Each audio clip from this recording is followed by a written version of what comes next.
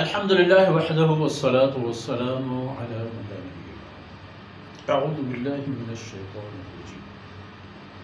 فمن أظلم ممن كذب على الله وكذب بالصدق إذ جاءه أليس في جهنم مثوى للكافرين والذي جاء بالصدق وصدق به أولئك هم المتقون لهم ما يشاءون عند ربهم ذلك جزاء المحسنين ليكفر الله عنهم أسوأ الذي عملوا ويجزيهم أجرهم بأحسن الذي كانوا يعملون. سبحانك لا علم لنا إلا ما علمتنا إنك أنت العليم الحكيم. رب اشرح لي صدري ويسر لي أمري واحلل عقدة من لساني يفقه قولي واجعل لي وزيرا من أهلي رب زدني علما وارزقني فهما ثم أما بعد. گرامی قدر بھائیوں بہنوں اور پیارے بچوں، دیکھ لینا تھا فمن اظلم ممن كذب على اللہ. اب ظالموں کی جب آپ فہرست بناؤ گے تو سب سے بڑا ظالم کون ہوگا؟ بنسبت اس شخص سے زیادہ ظالم کوئی اور ہے جو اللہ کی طرف جھوٹ بولے؟ بتائے کوئی جھوٹ بات اور نسبت دے اس جھوٹ کو اللہ کی طرف.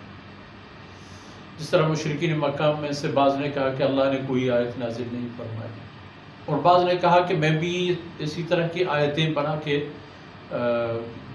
نازل کر سکتا ہوں. سأنزل مثل ما أنزل الله. ایک کام تو یہ کی کہ اللہ کی طرف کذب اور جھوٹ نسبت دی، وَكَذَّبَ بِالصِّدْقِ. دوسری بات اس کی یہ ہوگی کہ اس نے صداقت کی تکذیب کی. صداقت اللہ کی وہ فرمودات جن کا اعلان جناب محمد رسول اللہ صلی اللہ علیہ وسلم نے کیا تھا، ان کو بھی کذب تکذیب کر دیا. یہ سب نعوذ باللہ جھوٹ. تو کیا خیال ہے؟ نہیں ہے جہنم کفار کا ٹھکانا؟ یقیناً کہ ہے. جب وہ مانتے ہی نہیں ہیں، جب ان کو پکڑ کر ہدایت کی طرف لے جانے کی کوشش کی جاتی ہے، وہ دوبارہ گمراہی کی طرف لپک پڑتے ہیں. تو کفار کا ٹھکانا تو ہوگا ہی جہنم. یہ ان کی بات. اور دوسرا طبقہ ان کے مقابلے میں، ان کی شہر میں، ان کی قوم میں، والذی جاء بالصدق محمد رسول اللہ صلی اللہ علیہ وسلم اللہ کی طرف سچائی اور صداقت لے کے آئے تھے، جو پیغام لے آئے تھے اللہ کی طرف سے حق ہے، سچ ہے. تم بھی دیکھتے ہو، دنیا بھی دیکھتی ہے، تمہیں پتہ بھی ہے. اور دوسرا طبقہ وصدق به، جس نے محمد رسول اللہ صلی اللہ علیہ وسلم کی ان تمام معاملات میں قدم قدم پر تصدیق کی، باور کیا، یقین کیا اور ساتھ بھی دیا. اب دیکھیں ابوبکر کا کیا گم تھا کہ جو ہے رسول اللہ صلی اللہ علیہ وسلم نے فرمایا کہ یہ بات ہے تو اس نے کہا آمنا، میں بھی آپ کا ساتھ ایمان ہے. فرمایا اولئک هم المتقون. پہلے بار ان لوگ الیس فی جہنم مثوی للکافرین، وہ کفار کے لیے جہنم ہو گیا ٹھکانہ، اور ان کے لیے فرمایا اولئک هم المتقون، یہ تقوی دار لوگ ہیں، انہوں نے اپنے آپ کو جہنم سے بچا لیا. اور یہ طبقہ والذی جاء بالصدق وصدق به، جہاں تک ان لوگوں کا معاملہ ہے، آگے کیا ہوگا ان کے ساتھ؟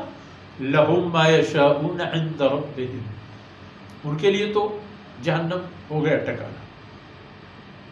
جنہوں نے اللہ کی طرف جھوٹ نسبت کی اور اللہ کی نازل کردہ فرمودات اور قاصد کو بھی جھٹلایا، جہنم.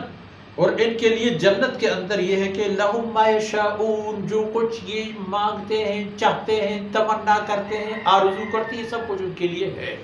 عند ربہم، ان کے رب کے پاس، ان کے رب کے پاس ان کے لیے سب کچھ ہے. ما یشاءون، جو کچھ وہ چاہتے ہوں، جو کچھ ان کی مرضی ہو، ان کی مرضی پر اللہ رب العزت کی طرف سے انہیں نعمتیں ملیں گی. ذالک جزاء المحسنین. یہ نیک اعمال انجام دینے والوں کا صلہ ہوگا جو انہیں ملے گا، معاوضہ ہوگا جو انہیں ملے گا۔ اور یہ سب کچھ اس لیے لیکفر اللہ عنہم اسوء الذی عنہم، اللہ رب العزت کچھ ان کے ساتھ اور بھی سلوک کرنا چاہتے ہیں۔ انسان ہے، انبیاء کے علاوہ باقی تمام انسانوں میں غلطیاں اور خطاؤں کے سرزد ہونے کے خطرات اور احتمالات موجود ہیں۔ تو اگر ان میں سے کسی کے پاس ایسی کوئی بات ہو، کوئی کوتاہی، کوئی گناہ، کوئی گندگی، لیکفر اللہ، تاکہ اللہ رب العزت ختم کر ڈالے، ناکارہ کر دے ان کے وہ عمل یا اعمال کو جو وہ سمجھتے ہیں کہ برے اعمال تھے، ہم نے اچھا نہیں کیا۔ جناب صدیق اکبر رضی اللہ عنہ آپ صلی اللہ علیہ وسلم سے عمر میں تھوڑا سا چھوٹے تھے، تو رسول اللہ صلی اللہ علیہ وسلم نے اللہ کے حکم سے اپنی نبوت کا اعلان فرمایا، اپنی طرف سے تو نہیں۔ 40 سال تک بالکل خاموش، نیک، صالح، صادق، امین، محبوب عام و خاص بنتے پھر رہے تھے۔ اچانک جب لا الہ الا اللہ کا حکم آیا تو آپ صلی اللہ علیہ وسلم نے بھی کل کر کہا کہ سورج کو اس ہاتھ میں رکھ دو اور چاند کو اس ہاتھ میں رکھ دو اور بتا دو کہ لا الہ الا اللہ کی بات چھوڑ دو، نہیں چھوڑو، حکم میں نہ تھا، اس مقصد کے لیے تو تیار کیے گئے تھے۔ اب صدیق اکبر رضی اللہ عنہ اور جیسے لوگوں کو اب حسرت اس بات کی تھی کہ تو ہم نے آپ صلی اللہ علیہ وسلم کی بعثت سے پہلے شرک کیا ہوگا، ہم نے کفر کیا ہوگا، ہم ظلم کر چکے ہوں گے، ہم نے ہماری تجارت میں پتہ نہیں حلال و حرام کی تمیز ہم کر چکے ہوں گے یا نہیں۔ یہ بات اتنی ہے کہ اسلام قبول کر کے ان کی تمام معاملات بلڈوز تو ہو چکے تھے۔ یہ اللہ کا وعدہ ہے ہر اس انسان کے لیے جو ایک چاہے کتنی طویل زندگی کفر میں گزار دے اور کلمہ پڑھ لے اور اسلام میں آئے، وہ ایسا ہوتا ہے جیسے ابھی ابھی دنیا میں معرض وجود میں آیا ہے، اپنی والدہ کی وجود سے الگ ہو کے دنیا میں آیا ہے، اتنا پاک صاف ہو کے آتا ہے یاد۔ لیکن پھر بھی وَيَجْزِيَهُمْ أَجْرَهُمْ بِأَحْسَنِ الَّذِي كَانُوا يَعْمَلُونَ، تاکہ اللہ رب العزت ان کی جو کوتاہی ہے انہیں ختم کر دے، بے اثر کر دے، درگزر کر دے، حساب و کتاب بھی بے باک فرما دے اور ان کو اجر دے، بہترین اجر ان کے اعمال کے بل بوتے پر جو انہوں نے کیے تھے، ان کے اعمال کی نسبت سے اگر جو اجر ان کو دی جاتی وہ دیکھا جائے تو احسن ہے۔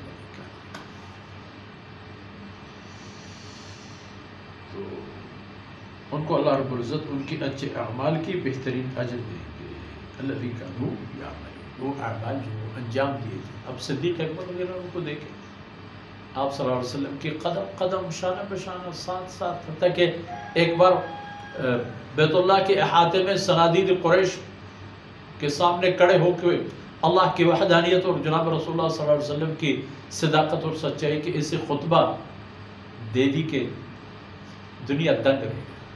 اگرچہ انہوں نے بڑی شدت سے مقابلہ کیا، تکلیف دی بہت، اتنے کہ قریب المرگ بھی ہو گئے ان کی تشدد اور ایذا اور تکلیف رسانی سے، مگر پھر بھی نہ آپ صلی اللہ علیہ وسلم کا ساتھ چھوڑا اور نہ آپ صلی اللہ علیہ وسلم کی بات چھوڑی۔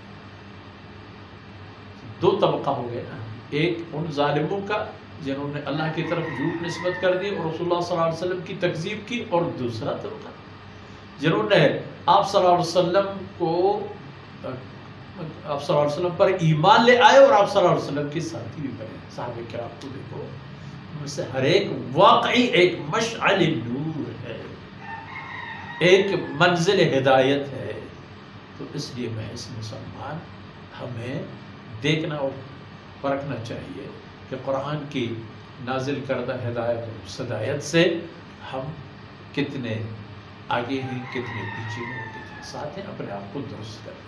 وصلی اللہ علیہ نبینا محمد وعلی آلہ